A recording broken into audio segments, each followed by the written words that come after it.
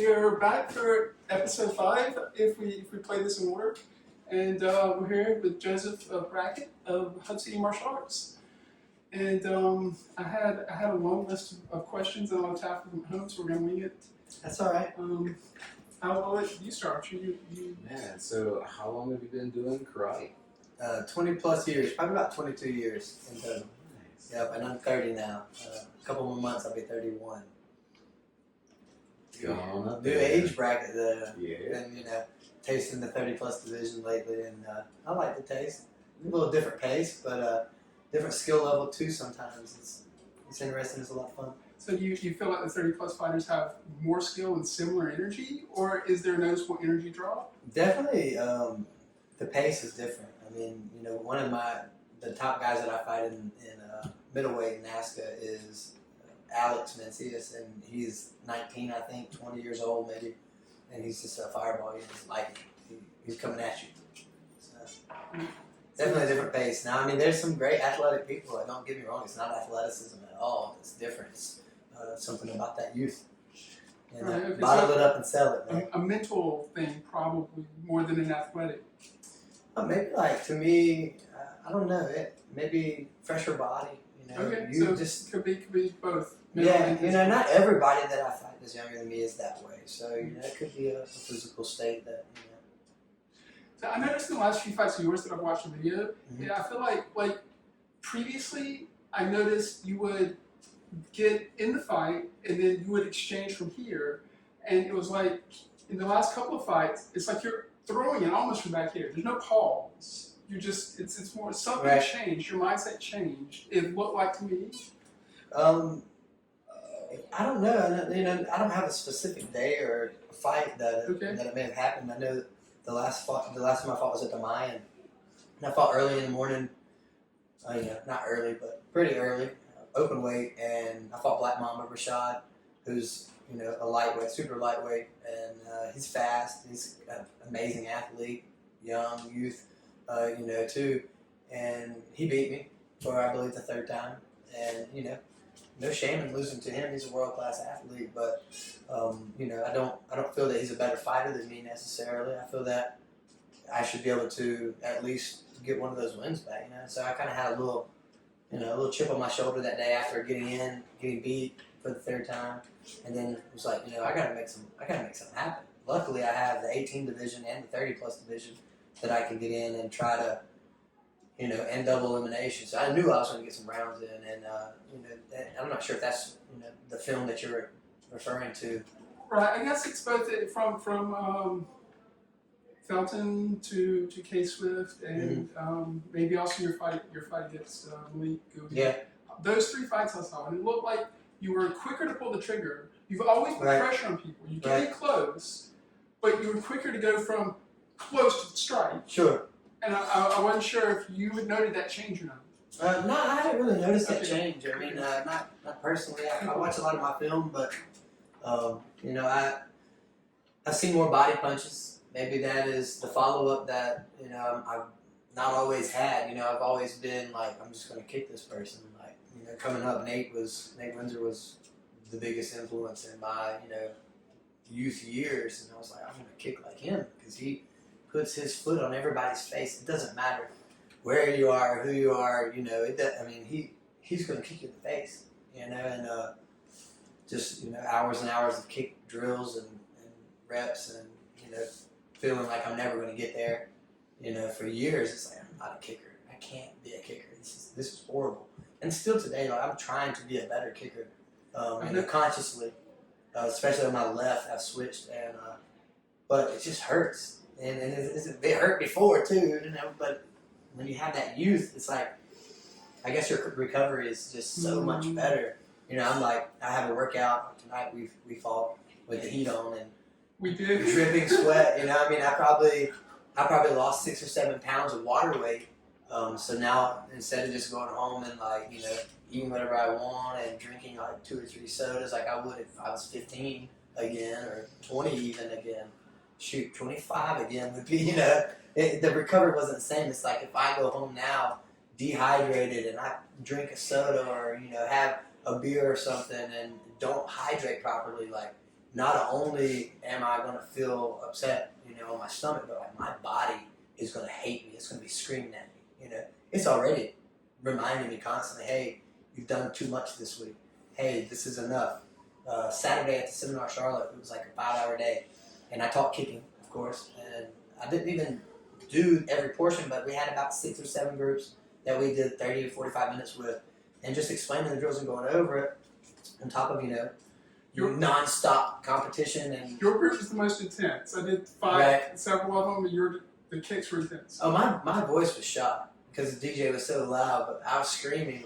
It was just like I couldn't fight anymore because my hip flexor on my left leg was just so dead. Like lifting my leg up above, like picking my knee up hip level was not possible with my left leg. And that's just maybe it's fatigue, maybe the lack of really having an adrenaline pump. I think at a tournament, right before I fight, I get a little jolt of energy, and sometimes it's like what I need, and sometimes it's the opposite of what I need, and that's kind of been going into play in competition, trying to figure out how to be where I want to be in competition, because you don't get at NASCA especially, or most events, you don't get double elimination. You don't get a chance to mess up and review and do it better. Just get nervous because I lost my video. So I was ready for an opening. It's all good. Yeah, and you run a business too on top. That keeps you fatigued. I got that right there for everybody. City Martial Arts. We're in Edmond. We've been open for 3 years. It's been amazing. Blessed to say the less, for sure. And one thing that I've always noticed is, pressure fighters, it's hard to fight a pressure fighter because you're just constantly getting hit, constantly being humbled by this person that you're just like, it's 2 dogs meeting and one of them's going to give up and it's not going to be, you. Sure. So the one thing that I've always admired about your style of like pressure fighter is the fact that you just go. Like the conditioning is just there. Right. And like that'll psychologically break somebody. Absolutely. And it's very it's like the longer the match goes, the more you pick up pace jogging back to your spot. Right.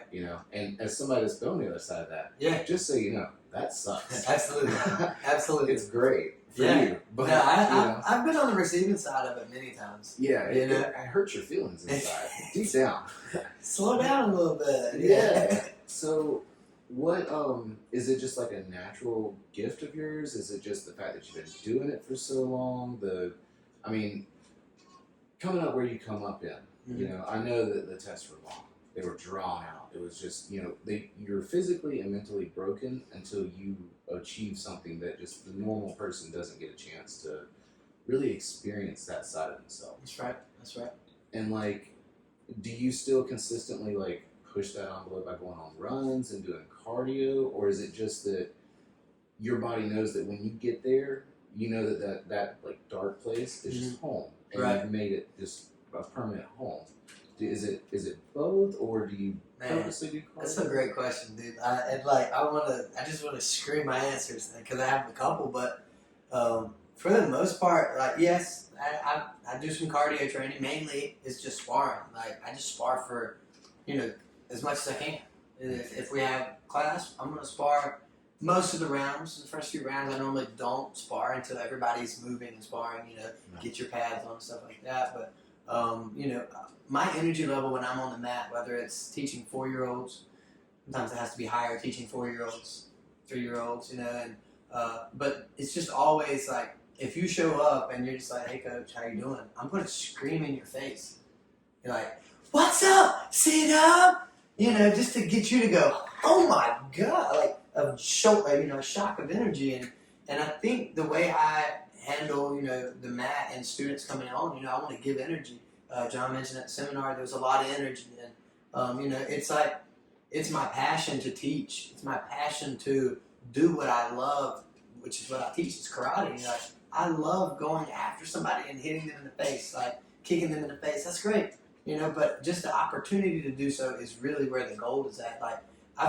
Some people look at me and they go, do you know what point fighting is? Some of the highest level people are like, you just are not doing it right. And I'm like, I don't give a excuse the language, but like, I'm here to fight. I'm here to show up, and when I lay down, I'm gonna know that I showed up. I'm gonna at least give it 100%, 110%.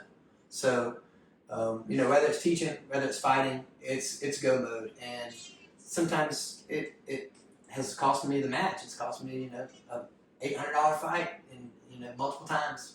So it's like, yes, it's a mindset more, in my opinion, than a cardio thing, because when I get tired, you don't see me just back up and like relax and move, but more or less get sloppy and keep going forward and just hope for the best.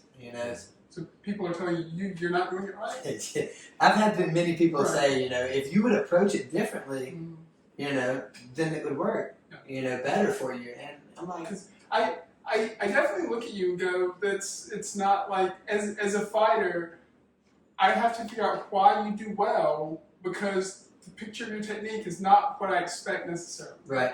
So that's why I pull back, and I'm like, the pressure, Mm-hmm. the head in the game, Yeah. what makes that work? Because yes, I look and I'm like, good results, I'm not sure why. I'm very maybe unconventional is a good word. Yeah. I like to do the unexpected. Yeah. I'm not saying that there's not a best way to do it, and it's funny that this topic is brought up, because I've literally been talking about it on the mat at the seminar this week and this weekend. It's like, sparring isn't traditional. Sparring isn't. You can't write down how the match is going to go before it happens. Every match has differences and different opponents, more or less what they do, but who they are. And if you look at WWE wrestling, everybody has a thing about them. And I guess if I was a wrestler, they'd be like, this dude's crazy. He's coming at you. He's gonna try to bite your ear off like Mike Tyson or something. He's gonna be in your face.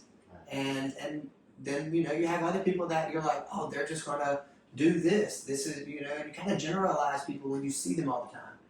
You don't get diversity as much on a high level of competition as you would expect in karate, because there's just not that many competitors. If you're a high level competitor, you're at the high level event. When you show up, there's 5 or 6 elite fighters. Sometimes I wonder if that has led to a sort of stagnation of styles, because I think the style that we used to fight the night school back then, everyone looked about the same. Different. And I don't see that style. It made me think of a hunter. Mm-hmm. A lot of the rhythm was very asymmetric, Yep. and I feel like I don't see that represented as much. I agree with the differences. I grew up probably, I guess, early 2000s, maybe a little bit later into the 2000s. I would go up to Belton and Anderson, actually, not Belton. Mm-hmm. Then it was in Anderson, and we would fight, but it was just like, I don't ever remember punching. Like, Interesting. yeah, I remember Marty doing his back fist and stuff, but I remember me going in there and just like only kicking. That was just my. I want to be like Nate was, I want to be a kicker, and then you get exposed to other things. But like, even then, like, everybody at Marty's was kicking. Nikki had been there, a kicking machine. Everybody wants to be like her there, and their foot's up in the air and it's pumping, and like, pull kicking was more prominent back then. Blitzing to me, and this is my 15-year-old opinion back then, but the East Coast was all about kicking, and the West Coast was all about blitzing, and like a running in 1, 2, 3 blitz, not just a back fist. That Bay Area just exploded across with that blitz. That's right. That's right. Raymond came in and said, "This is what we're going to do now, and you can copy it or you can stay in the past." Well, I remember 30 years ago we called it the California Blitz. That's right. That was That's the right. origin, but we did do it a lot at that point, and I Right. guess that fell off as people started kicking. I think about it. I translated over to jiu-jitsu a lot, like karate, because learning jiu-jitsu, starting over in a sense as a white belt, and learning jiu-jitsu and fundamentals and things. I love to compare them. Like, how is karate like jiu-jitsu? How is point fighting like sport jiu-jitsu? Well, they're kind of opposites, but there are also similarities. But the main thing that I like and like helped me with my mindset or whatever was feeling that I could be on somebody and be able to defend myself. Like, I never felt good when I was 15, 16, like I could kick somebody and keep them away from me. Especially even a street fight situation. So you feel vulnerable then.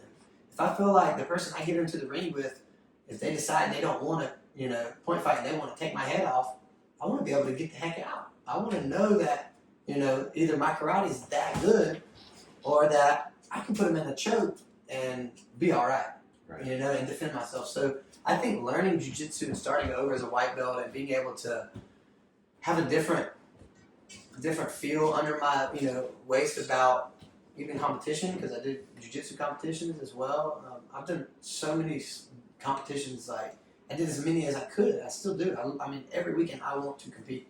I was telling somebody a couple weekends ago at a tournament, I was like, I wish there were more Saturdays in a week. There's 1 day for competition and 6 days for training. If it was up to me, it would be like the reverse. I mean, I enjoy training, don't get me wrong, but man, competition is sweet. It's where you either pay out or you come back and you need a couple days to train. But mindset and the way I train is always changing, but it's always just like giving everything you got. Be 100%. Show up. If there's something that's new that you don't know, learn it, because most likely, like Gui, when he comes over, he teaches things differently. He does things differently. I want to learn it. I want to know how he does it. Not only so that I can defend it, but so that way I can also maybe apply it to my game, or determine that I don't want to apply it in my game. There's just so much in martial arts. It's like, it's amazing, man. It's never ending. So not just that, but you had mentioned diversity and the fact that you're still reaching out. You're still learning from this person, that person, everything else. Like that diversity, it doesn't just stop there. It translates into your students, because everybody is different. Mm-hmm. So like, you can see something and learn how this person does it, and then all of a sudden, 6, 8, 10 months later, you have this kid that's got similar frames, similar emotions, similar instincts, and all of a sudden, this kid here has a wonderful tool that they may not have even got if you hadn't just done that. That's right. So Getting exposed to that. Yeah, that's right. The beautiful thing about everything. I had a great question at the seminar. A young lady asked me, she's like, what do people not ask you enough? I believe is how she worded it. I was like, do you mean like what? Like she said, what do you want people to ask you? Like, what would be the best question for me to ask you right now? I was like, whoa. I was like, that's pretty deep, mid-teenager, maybe 13, 12 or 13, maybe, I don't know how old she was, but I was like, you gotta give me a second. I gotta stew on this for like that's a really good question, because I get mad all the time when I don't have questions asked of me. Like, I want people to ask me questions. My saying is, if you have questions, ask me, because it's gonna help me help you. Right. And it's the truth. If you have a genuine question about something, you should ask it, or else you're just gonna be guessing, and most likely, if it's A or B, you're gonna choose the wrong one, and then you're gonna think it's right in your head. Like, you ask, find out. It's okay. But yeah, I was surprised with that question, and my answer to her was, to get more exposure, more diversity, not necessarily competition, but find a school that's willing to let you come to spar. I don't care if they do kung fu, if they, do, judo or whatever they like. Go in there and just be exposed to it. Just be around it. And, doing jiu-jitsu was the same thing for me. Like, being around that helped me kind of regain my focus for point karate. And it gives me an outlet too that's not point karate. So, I have multiple things, and it's just, it becomes a passion of yourself too. But with that question, I was like, you need to just not be in your gym all the time by yourself, like, in a sense. Even with a coach, like, I spend so much time with, in particular, one of my students, and it's like, I know him in and out. He knows me in and out. And this is true with all my students, that have been around here a year or 2 years. They know what I'm going to say before I say it. They know what to expect. And as a coach, it's like, thank you so much. But then you kind of get stagnant. You get in a routine. And then it's like, go get some fresh blood. Like, go out and, like, stop eating out of this and go over here and get you a little taste of something different. So I feel like you and your school does more of that than almost anyone else. You go to different schools, you invite them in. That openness, that environment, feels a little atypical, right, for karate. Growing up at SMA, it was the trend. It was everybody. It wasn't weird. It was like people would come on Wednesday night from. I did that in the 90s. Jesus, people would drive 2 hours on a Wednesday night to fight with us. 25 years ago, I I say was us. driving over town. You know. 100%. I remember, shout out Matt Helms Mm-hmm. and Cass Sigmund. Yep. They would both drive from All the North time. Carolina, like every single, All the multiple time. times a week. Absolutely, dude. You know? It would be incredible that we, there were multiple world-class champions, NBL champions, that were instructors. You're around greatness all the time. You surround yourself with these people. They're surrounding you in this scenario. It's like, you're going to get better. Might not seem like it, might not feel like it, might not even look like it. But you are not getting worse unless you are just completely detached mentally. Like if you are alert, you're fighting people, getting scored on, you're scoring on people, that's all that is information. Gathering information and processing it and putting it into your toolbox. If you just keep walking into the same psychic, which who does that, you're gonna have a broken rib. The first one is free, the second one, it hurts. So you have to make adjustments, and if you're not aware of the adjustments that you make, then you may be stagnant. But like around those guys, man, it was like you have no other option. And then you have visitors all the time that would come in, and it was and which is here. I mean, we have visitors almost weekly. We have different schools, but there's never like a group that travels around to each other's school or anything. And it wasn't. I guess it wasn't everybody's school. It's just everybody came to SMA. That's where all the fighters were at. That was Fight Club pretty much, literally. You show up at 7:30 and you fight until you can't fight anymore, and then you look around and the champions are still standing out there fighting each other. And you're over there by the water fountain, guilty. That was the funnest thing about. So the first time I went to Marty's was on a Saturday, and he's like, "Come back tomorrow." So we come back tomorrow. We get a workout. And he's telling me that, most everybody's out of town. And there's 20, 30 people. And I was like, oh, okay, sure. And so then the next Saturday comes, and it was just a regular class. And then Sunday came. And so Marty had the Sunday workouts, 1 o'clock every Sunday. And I kid you not, I took one step in there, and there was 50 to 60 people. That's a different feeling, man. Yeah. It's a different world when you walk into it. And especially when you walk in, and everybody that's fighting's on the mat. It's not like a tournament, everybody's spread out. But you look like Seminar Charlotte, there was 78 people, I believe. 78 participants. They're lined up on the wall. You're like, what? This is awesome, And it's not just that they're they're kind of because they want to be there, but they're there because they want to get better.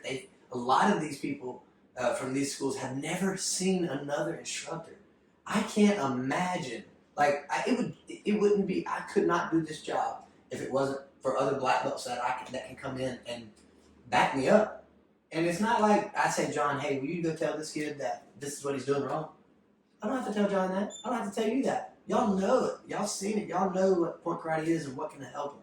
So it's it may be different advice, but they're getting that advice and they're getting kind of sculpted, and one sculpture isn't enough, when you're creating a masterpiece, unless you're just going to use, your whole life to do it. But no, we want some great sculptures, and really I want them fast, nothing is better than a white belt that can, hang within a month. It's like, oh, this dude or this girl is on fire, it's like. You've had that recent student.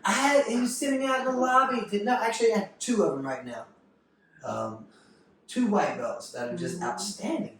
Of course, Anna within 6 months, I think, was Outrageous. I mean, once you, you have athleticism that goes into it, you have passion that goes into it, and will is everything. You have to want it. And when you want it, and then your parents allow you to be here every day, or your schedule allows you to be here every day, you start, spamming it, you start getting the goods, your mouth starts watering a little bit, and then it gets hard. That's where you see it's like, oh man, this person got this much better in this much time. Well, in order to get this much better, it's going to take this much time. You know, like the fundamentals work, learn them, but the fundamentals aren't going to win the black belt division. You know, and I take that back. I take that back. Obviously, the fundamentals can win it, and you have superstars that win it just with a body punch. You know, but like, I just want to stir the pot up a little bit. I want it to be, you know, it's going to take attitude, which is one that is like, I heard one of I think it was Malik that was supposed to teach IQ and attitude. I was like, man. I missed his segment. Yeah, I never got the feedback from the attitude, so if you watch this, what is your attitude, bro? But like I understand that, like you gotta have a winning attitude. You gotta sometimes have a competitive attitude.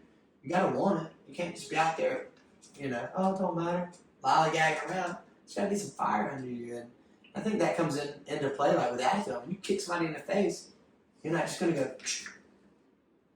oh, attitude sells it to the judge. Attitude. Somebody asked me about jiu-jitsu and karate, comparing them literally today as well, and I was like, the reason karate is so hard to compete in and like everything's just so tough is because there's no definite. There's no tap out. There's nobody that quits. It's like, oh, you got hurt? Take your time. Come here, mom. Give this baby some sugar, you know? Give him a little time. Pamper him up and then let him get back out there and see if they can finish it. That makes me not understand why it's point fighting. You know, like, I like the contact. I want there to be contact. When I get hit, I'm awake. It's like, oh, it reminds me I'm alive. You know, like, that's just my mindset. I'm like, oh my god, this is real.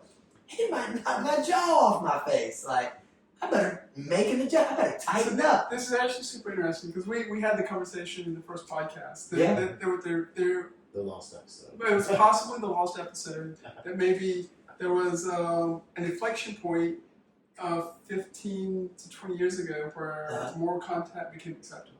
Right. That like in the 90s, the attitude was, yeah, we all have to like not hurt each other because maybe there was fear of losing students or whatnot. And I don't know if that's interesting to me. I don't know if it's just taken me a little time to digest. There's been that change. John, you've been hitting me pretty hard lately. I'm not gonna lie, man. Yeah, and like harder than normal. Like I felt like you've had it out for me. I'm just kidding. I don't feel like you're out for me, but I feel way more contact in your punch. Like you're. Maybe it's more of a follow through. Maybe more of a commitment to it. But like I mean, it's like you know. Okay. You never had trouble. I mean, to cut you off, but you never had trouble beating me to the point. Yeah. But it's always like, oh, here's John's fist. Okay. You know. But now it's like, oh, here's my fist, and here's a little bit of, you know, sauce. The contact I take in class is almost never excessive. Then I go to a tournament and I feel like it's notched up to the point where when someone gets to that next level because it gets excited or something, I'm going, there's real danger. I mean, I went to the emergency room and came back with a $4,000 bill. And I just look at that, and this was 3 years ago. That was Michael's fault. And I was on a team with CW and Michael, and I did not know who Justice was. And you became a highlight reel. I became a reel. Zigzag. Hey, it only cost you $4,000 to be a reel. And the doctor told me that it would be covered by insurance, and the insurance said no. But I'm 45, and I'm just like, there's risk every time we go in, and it's a risk that I can take contact in class that's contact. Right. I'm not scared of that. Right. It's like risk at that next notch up at a tournament. Mm-hmm. My personal preference will be to dial it back down a notch. And I know it's a judgment call. It's hard to make. It is. It is. And I don't know, maybe that's not what other people want. It doesn't, to me, it's not really about like what you want, you know, as an individual. Like for me, there's certain times that I feel like I'm kind of a punk almost in the ring, and like I'm guilty of it. I'm like, because I see my students act like I acted in the ring, and I'm like, that doesn't really look good. You know, like maybe I should not do that. But then I'm like, man, but when I do that, that person that I'm fighting just can't handle it, and they just fold, and they beat themselves. So right. it's that attitude. But it's also the case that you have to have judges that can and will draw that line. That's very, very, very true. And it's because you want to play by the same rules as the other person. I mean, I'm a competitor. That's right. I'm Me too. I'm definitely going to play by the rules. And as a competitor, I like rules that can be enforced. Right. And everything is a judgment call because we're not full contact. That's right. Just like you said about jiu-jitsu, in a full contact match, you knock someone out, you win. Yep. In point karate, it's like, well, where's the line? I agree. I mean, but like you said, a tournament, higher stakes, maybe it's just for a medal. Still, I paid $80, you paid $80, I want that medal. Whatever. And most people at least go to a competition thinking that they won't win. I say that, but then I'm guilty of being like, I don't really care. I mean, sometimes it's like, I don't really care about winning. And most of the time that comes after a loss. You're like, it don't matter, but then it's like, it comes back around, you're like, I don't want to get beat. It doesn't look good for the school. It doesn't feel good to me. Like, I want to win. I want to do what I can to up the stakes, especially when there's $800 on the line. If you're going to show up, there's going to be more contact. There's going to be more intent behind it. But if the intent is to knock them out, not just hit them and make them feel like, because a lot of times I'll hit people and be on them in their face, breathing on them, but not hitting them anymore or not excessively hitting them. Like, I'll hit them, but I won't. My intent. It's to me when I was teaching a couple classes ago. It was like in point sparring. My objective is to hit you at full extension. I want to hit you if it's that bottle now. If I'm trying to knock you out, I'm going to hit you at 3/4 extension, and then your head moves back, your jaw caves in. I was teaching it on the wall. A jab is a shorter punch than a cross because we twist and we pivot. If I put my jab on this wall and then I throw my cross, it's going to be cut short. So I need to back up because the wall doesn't move. But guess what? We move. And you hit me, it's going to cave in, especially if you're locking it out. But point fighting is not about knockout. I don't look at it as that. I don't look at it as like, if I knock this dude out, I win. No, because I know if I knock this dude out, I lose. And then I'm a bad guy. I don't want to be that. But I want to win. And that means I got to look like, And because this crazy judgment of like, where's that line? Where's the judge's line? It's hard. It is, man. It's so tough. It's so tough.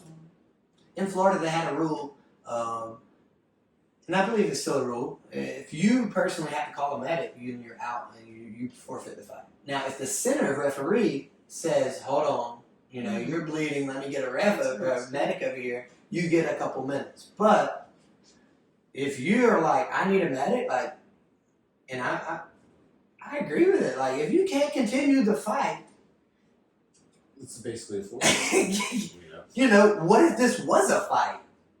Oh, you need to take a break? Like, no. Even though it's point fighting, within fight break, the rule set is make contact, hit each other. Contact might be this. But if you step in on this, it's going to sound and look harder. It has to be thrown at an adequate speed. It's a fight. It's a hit. But that's why we wear safety equipment. That's why, most people, I don't see super fights without helmets on anymore. This karate combat stuff does that. But, for the most part, you've got gloves on, you've got foot protection, you're going to get hit. If you are tense and ready for it, then it probably won't hurt you. But if you're, throwing a strike and think you hit him and you just missed, and then you're loose and you get hit, it hurts a whole lot more. Gooey hit me with a step away hook kick. It's all over Facebook. I'm sure you've seen it. That is all over Facebook. It's messed up. I could show you like 2 or 3 reels of me hitting him with the same kick. The front kick was nice. It was payback. It was. Is that Matt? Is that Matthew's influence? Um, Or have you been throwing front kicks for years and I just didn't see it start? nah, man. I don't really. Matthew throws an offensive pull front kick. He throws a good front kick. Slash run kick. Shout out to Jiu-Jitsu Jesus for sparring with us. First But time he picked his leg up, I didn't know if I should block or sprawl. I was really scared. cover yourself. Yeah. That's the first one. And then he's also really good at throwing a hook. Like you'll throw a back fist, and he'll cover block and throw a big nice hook, which Rick Lee taught me the front hand, ridge hand, check, ridge hand, eat people up with that all day. I've busted a couple noses. It's not like I'm. You busted my nose. I know. Yeah. And it's just like a defensive, like a slipping I jab. bet you busted it and then you turned around and started fighting Truett. It's up. Whoops. But it's there. It wasn't excessive contact. No, it was fine. It was fine. So like I don't think it's excessive. Well, yeah, that never worries me. Like contact in class has never worried me. It's the consistency with which I'm getting hit tournaments that makes me go, I need to take off. And it's never. It's like it kind of is what individuals can go want, but there's also like a collective decision on like what's going to draw the most people to the sport. Right. And I feel like maybe that works for adults. I'd like to see it pull back a little personally. And youth, that might not be consensus. I don't know, but yeah, it's never a problem in class. Right. As far as contact for youth goes, which is obviously way more important than us older gentlemen, I'm not. I've been hit many times and hurt, and I didn't like it, but at the same time, it's like. If you're not in a weird position and you're in a fighting stance, your technique is a certain way so that it protects you while you're throwing the technique. If I throw a back fist like this and somebody roundhouse kicks me in my jaw and it knocks me out, they did a good job. Okay. I did a horrible job. I made a mistake. Okay. And it's like but with that being said, you have to for youth, what I think is most important is the neck. Contact on the neck, but like smacking a back fist across somebody's face, let's be honest, most of those popping loud back fists, they rake the face, or they push you into it, but it's not necessarily always a direct line, like a cross punch to the face, so the ribs, kids have rib protectors, in Florida it's mandatory, they have to wear chest That's protection interesting. and face shield. I've wondered if that shouldn't just be policy, the face shield. I don't know. I don't know how I feel about the face shield, really, because, I know how I feel about wearing one. Oh, yeah, for you. I think it for you. But that's a major deterrent for kids, too. I've seen so many kids, I immediately put the helmet on, and they're like, they don't know where the Velcro's at, and they look like they have an alien on their head. And it's like, get this thing off of me. Like, I looked at one kid, he's like, I want the face shield. And I'm like, you sure? All right, bro, I put it on him. Next class, he's like, get this thing off of me. But then he trains now. Let's say this kid trains and goes to compete. He trains with no face shield, and then he goes, and now he's got to put a face shield on it. Oh, you're overtime. Imagine that. I talk all night. All night. Yeah, I'm sure we'll edit some of this out. This is, Yeah. I don't know where the lines should be on a discussion, but this has been great. This has been amazing. It's been fun. I love coming here. I talked way more than you did. Do you have questions? Man, what's your favorite color? Garnet, baby. Nice. Yeah. Nice. What's the garnet? Garnet. Okay. Yeah. I would say red, but it's not red. So your top three is like garnet, black, white? Yeah. Nice. You got it. You picked it up. Go Gamecocks. Yeah. I'm not a sports ball fan. I'm so sorry. I just act like a football fan. I do enjoy watching football, going to the games, and I have a team to cheer for now. Taylor has a team, so we'll go. What is it? What team? I don't even know yet. I've seen her. She was a video, maybe like of her like throwing a heart. Right. Was that at the game? She was Chelsea's. I don't know. Her boyfriend plays football. Something like that. That might have went over my head like football went over yours, I guess. Yeah. You're welcome. Thanks for that. What else? I guess we're good. Thank you so much for being on here. And, thank you guys for having me. This was great. I think it's a point play. I appreciate it. That'll be the first of many. I hope You can so. already tell.